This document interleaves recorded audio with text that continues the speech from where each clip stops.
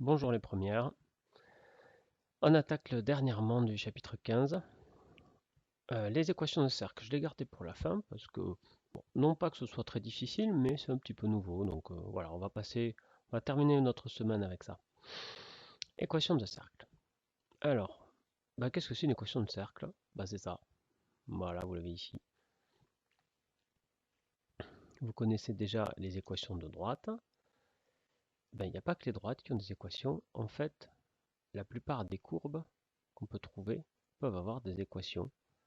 Et donc là, vous savez donner des équations de ce genre de choses. Il suffit de trouver l'équation cy égale f de x avec la fonction à trouver. Là, ce sont des équations fonctionnelles. Après, vous avez vu, on a vu l'année dernière, et on a revu cette année, que les droites, alors les droites comme ça ont des équations fonctionnelles, mais les droites verticales, et de manière générale, les droites ont une équation, vous voyez, qui n'est pas fonctionnelle. Ax plus by plus c égale 0. Dans une équation cartésienne de droite, x et y n'ont pas de rôle prépondérant, hein. X et y ne sont pas mieux. Dans une équation fonctionnelle, y a un rôle prépondérant. Et x aussi, hein. X c'est la variable, et y c'est ce qui varie en fonction de x. Là, x et y, voilà, x c'est pas mieux que y. Voilà. Et ben c'est pareil, une équation de cercle. Alors un cercle, c'est un truc comme ça. Quel que soit l'endroit où vous mettiez le repère, vous voyez bien que ça ne peut pas être fonctionnel. Parce que, au mieux, il faudrait deux fonctions. La fonction qui gère les points au-dessus de l'axe des abscisses, puis la fonction qui gère les points au-dessous. Hein, sinon, on va se retrouver avec, pour une même abscisse, on va se retrouver avec deux images, et ça, c'est rigoureusement impossible pour une fonction. Donc, on va forcément avoir besoin d'équations cartésiennes, hein, pas d'équations fonctionnelles. Et bien, les voilà. Alors, je vais vous expliciter un petit peu. Donc, tout d'abord, on va considérer un cercle dont le centre est le point que j'appelle oméga, comme pour l'univers des probabilités. Je pourrais l'appeler O, hein, mais O, on le réserve généralement pour le centre du repère, pour l'origine du repère. Bon, le rayon grand R, et un cercle, ça se note. Le centre oméga de rayon grand R, ça se note comme ça c'est pas nouveau. Alors moi je le fais plutôt avec un C comme ça. Mais voilà, ça c'est pas nouveau. Alors tout point m'appartient au cercle, si et seulement si. Bon, si et seulement si, ces coordonnées, donc c'est une caractérisation. Hein. Si et seulement si ces coordonnées satisfont l'équation cartésienne du cercle, à savoir, boum, celle-ci. Alors comment est-elle formée cette équation cartésienne de cercle? Alors déjà, c'est un truc, on va faire plus simple.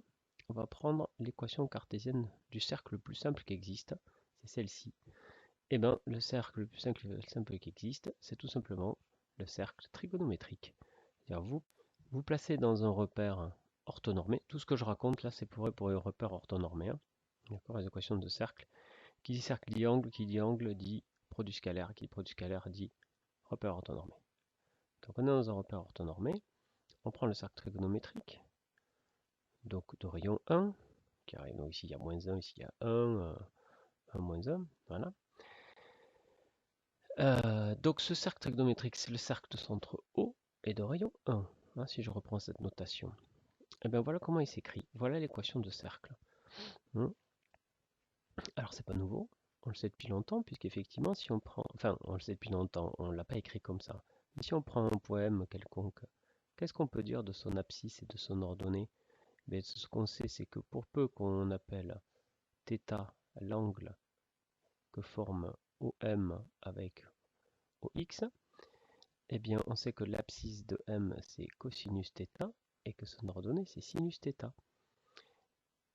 Alors est-ce que x carré plus y carré égale 1? Eh bien oui, on sait bien que cosinus carré θ plus sinus carré θ égale 1. On l'a démontré en seconde déjà.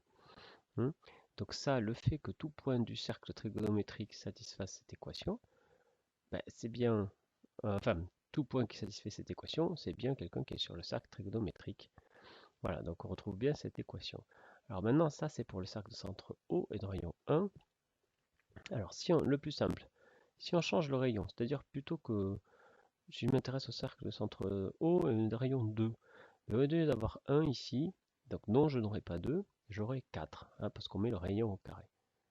Donc par exemple, un cercle de centre O et de rayon 3, hein, et bien, alors comment je vais écrire ça? je vais écrire comme ça. Le point de coordonnées x, y appartient au cercle de centroïde d'Orion 3, si et seulement si x carré plus y carré égale 9. Autre exemple, cette fois, appartient au cercle de centre 3 et excusez-moi, de rayon 3 et de centre A. Toujours pareil, le point de coordonnées x, y. Et puis A, je vais dire que c'est le point de coordonnées 2, 3. Hein, c'est-à-dire que dans votre... ici, vous avez le point de coordonnées 2, 3. Voilà, point A. Donc on s'intéresse au cercle de rayon 3. On a dit 3 ici, donc le cercle qui fait ça. D'accord?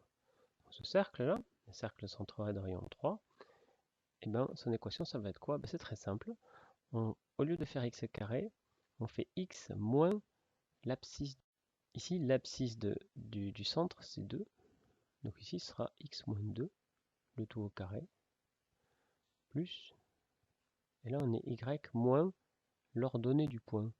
Donc l'ordonnée du point, ici, c'est quoi? Ben, c'est 3. 3. Et le rayon au carré, ben, c'est toujours 3, donc 9. Voilà l'équation du cercle de centre A et de rayon 3. Pratique. Bien, ben c'est tout ce qu'il y a à savoir. Alors, c'est une équivalence, c'est-à-dire qu'à partir du moment où vous arrivez à écrire qu'un ensemble de points x, y satisfait une équation comme ça, ben vous lisez directement sur l'équation le cercle. À partir du moment où c'est un truc de la forme, de cette forme-là, ben ici vous voyez vous avez l'abscisse de A, ici vous avez l'ordonnée de A. Alors attention, dans la formule il y a un moins. Donc si vous avez plus 2, ben, ça voudrait dire que l'abscisse est moins 2. Et puis vous avez le rayon au carré. Et donc vous avez les coordonnées du centre, le rayon, vous avez son carré, donc vous avez le rayon, il suffit de prendre la racine carrée, puisque le rayon c'est toujours positif. Et donc vous savez absolument tout, puisque un cercle c'est défini par son centre et son rayon, et c'est tout. Voilà, on va faire des exercices maintenant, c'est tout ce qu'il y a à savoir, mais vous allez voir que ça, cette petite connaissance... Ah oui, non, pardon, c'est pas tout, il faut que je fasse la démonstration. Oui, démonstration. Bah oui, c'est un si et seulement si. C'est pas la définition du cercle. Hein. C'est quoi la définition du cercle d'ailleurs? Un petit rappel. Définition.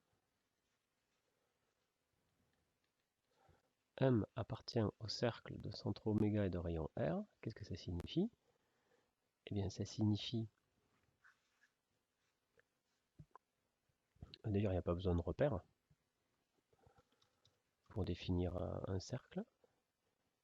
Ben, il suffit que la distance oméga M soit égale à R. Donc, qu'est-ce que c'est l'ensemble? C'est quoi le cercle? M appartient au cercle, ça signifie que oméga M égale R. C'est tout. C'est ça la définition d'un cercle. L'ensemble, le cercle, c'est l'ensemble des points équidistants au centre du cercle. Voilà. Bon, mais nous, ce qui nous intéresse, c'est la démonstration.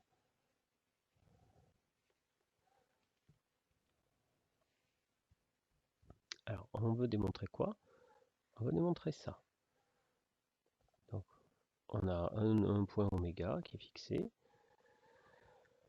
de coordonnées x, oméga, y, oméga, un rayon R, un nombre réel strictement positif, du coup, R qui est fixé. Évidemment, c'est un rayon. Enfin, égal à 0. On verra ce qui se passe quand ça vaut 0 hein, dans la démonstration. Et donc, c'est ce qu'on se donne. Et il faut démontrer que on peut partir au cercle si et seulement si cette équation est vraie. Alors allons-y. C'est la démonstration numéro 3. Alors, est-ce qu'on peut procéder par équivalence? Bon, il n'y aura pas de raison. On va essayer par équivalence. Et puis, du coup, on va partir de cette définition. Donc, au départ, le point, pas besoin de le définir puisqu'on va raisonner par équivalence. Par contre, il faut définir le point oméga, de coordonnées x oméga, y oméga. Et il faut définir un réel strictement positif. D'accord. Alors, qu'est-ce que ça veut dire comme point M, X, Y appartient au cercle de centre oméga et de rayon R. Eh bien, on l'a dit juste au-dessus, ça veut dire que oméga m égale R. Bon, ben oméga m, on sait ce que c'est. Oméga m, cette longueur, alors c'est là où vous voyez qu'on a vraiment besoin de repères orthonormés au IJ, puisque je vais utiliser la formule de la norme. Alors, la formule de la norme, souvenez-vous, c'est xm moins x oméga au carré, plus ym moins y oméga au carré. Et là, on nous dit, en racine carrée, égale R. Alors, normalement, je devrais mettre une racine carrée. Alors, ce que je vais faire, c'est que je vais faire une étape intermédiaire. Regardez, hop, tour de magie. Voilà, j'ai oublié une étape intermédiaire qui va nous simplifier la vie. On sait que R, c'est un réel strictement positif. Donc, puisqu'il est strictement positif, dire qu'il est égal à oméga R, c'est exactement dire la même chose que leurs carrés sont égaux. Petit aparté, si j'ai A carré qui est égal à B carré, ça n'est pas équivalent à A égale B. En effet, regardez, moins 4 est égal à... excusez-moi, le carré de moins 2 est égal au carré de 2. Moins 2 n'est pas égal à 2. Il y a une équivalence quand on est sûr que A et B sont de même signe. Ça n'est équivalent que si, en plus de ça, vous savez que A et B sont de même signe. Bon, ici A et B, c'est leur rôle. On sait que ça va être équivalent au carré, à condition qu'ils soient tous les deux de même signe. Or, ils sont tous les deux strictement positifs puisque ce sont des distances. Donc, puisque ce sont des distances, étudier l'égalité des nombres, c'est la même chose qu'étudier l'égalité de leurs carrés.